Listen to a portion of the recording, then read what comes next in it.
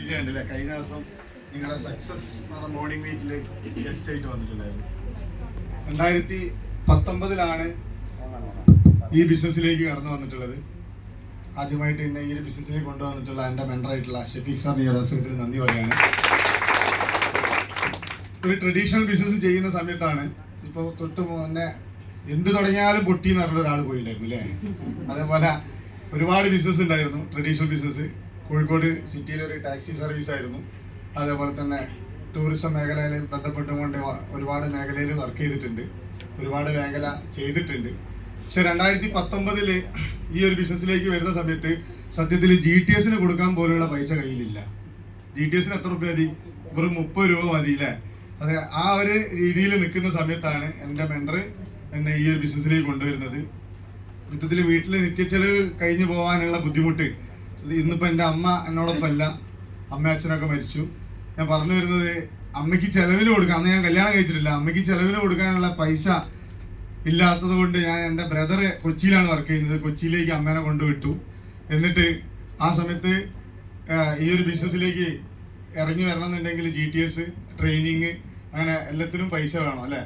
പക്ഷെ ഇന്ന് നിൽക്കുന്ന ഈ ഒരു സുമേഷ് എന്ന് പറയുന്ന RTC ലീഡർ ഇന്ന് ഈ രീതിയിലൊക്കെ ഈ ഡ്രസ്സിലേക്കൊക്കെ മാറിയിട്ടുണ്ടെങ്കിൽ MA ലൈഫ് സ്റ്റൈൽ എന്ന് പറയുന്ന ഒരു ഓപ്പർച്യൂണിറ്റി മാത്രമാണ് എന്നുള്ളതാണ് എനിക്ക് പറയാനുള്ളത്.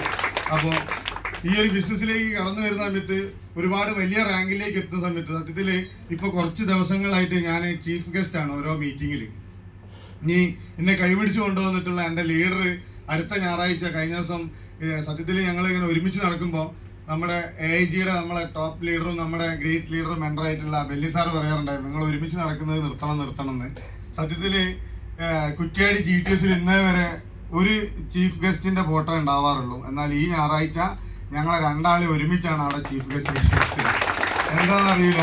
എന്തായാലും ഞാൻ വന്ന മേഖല നല്ലതാണ് എന്നുള്ളതും എൻ്റെ കൈ പിടിച്ചിട്ടുള്ള എൻ്റെ ലീഡർ എന്നെ ഒരുപാട് മേഖലയിലേക്ക് എത്തിച്ചു എന്നുള്ളത് സത്യം ആണ്. ഇവിടെ നിങ്ങൾ ഓരോ ആളുകളും മനസ്സിലാക്കേണ്ടത്. അപ്പൊ നിങ്ങളിന്ന് ഇവിടേക്ക് ആരാണോ കൈപിടിച്ച് കൊണ്ടുവന്നിട്ടുള്ളത്, ആ ലീഡറാ അതല്ലെങ്കിൽ ആ ആളെ നിങ്ങൾ എന്ത് ചെയ്യുക, കണ്ണടച്ച് വിശ്വസിക്കുക എന്നുള്ളതാണ്. ഈ ഒരു മേഖലയിലേക്ക് കടന്നു വന്ന എൻ്റെ ഒരു നേട്ടങ്ങൾ എനിക്ക് ഇതേപോലെ ഒരുപാട് ആളുകളെ മുന്നിലേക്ക് എന്ത് ചെയ്യാൻ പറ്റുന്നുണ്ട്, നോക്കി സംസാരിക്കാൻ പറ്റുന്നുണ്ട്.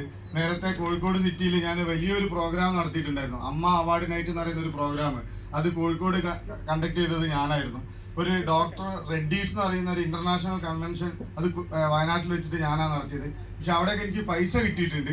പക്ഷെ ഞാൻ ആ നടത്തിയ പ്രോഗ്രാമിൽ ആ സർവീസിൽ ഒരു ഗുഡ് സർട്ടിഫിക്കറ്റ് തരാനോ എന്നെ ഒന്ന് പുറത്ത് തട്ടാനോ ആ ഒരു കമ്പനിയുടെ ഒരാൾ പോലും വന്നിട്ടില്ല. എന്നാൽ ഞാൻ ഇന്ന് ഇവിടെ നിൽക്കുന്നുണ്ടെങ്കിൽ ഞാൻ വന്ന സമയത്ത് ഇവിടെ ബ്രോൺസും സിൽവറും ഒന്നുമില്ല. അന്ന് 50,000 ആകുമ്പോൾ സ്റ്റാർ ആണുള്ളത്. ആ സ്റ്റാറിൽ എന്നെ എന്ത് ചെയ്തിട്ടുണ്ട്, നമ്മളെ പ്രശംസിച്ചിട്ടുണ്ട്. ഇന്ന് ഈ മേഖലയിലേക്ക് ആര് കടന്നു വന്നിട്ടുണ്ടെങ്കിലും ഒരുപക്ഷെ നമ്മൾ വീട്ടിൽ നിന്നോ നാട്ടിൽ നിന്നോ അല്ലെ കുടുംബക്കാരുടെ അടുത്തു നിന്നൊക്കെ നമ്മൾ മാറ്റി നിർത്തപ്പെട്ട സാഹചര്യമൊക്കെ ഒരാളുകൾക്ക് ഉണ്ടാവാം. അങ്ങനെയൊക്കെ ഉണ്ടായിട്ടുണ്ടെങ്കിൽ ഈ പറയുന്ന ആളുകളുടെ മുന്നിലൊക്കെ ഒരു ഐക്കണായി മാറാൻ ഈ MA ലൈഫ് സ്റ്റൈൽ എന്ന് പറയുന്ന ഒരു ഓപ്പർച്യൂണിറ്റിയിലൂടെ നടക്കും എന്നുള്ളതിൽ ഒരു തർക്കമില്ല.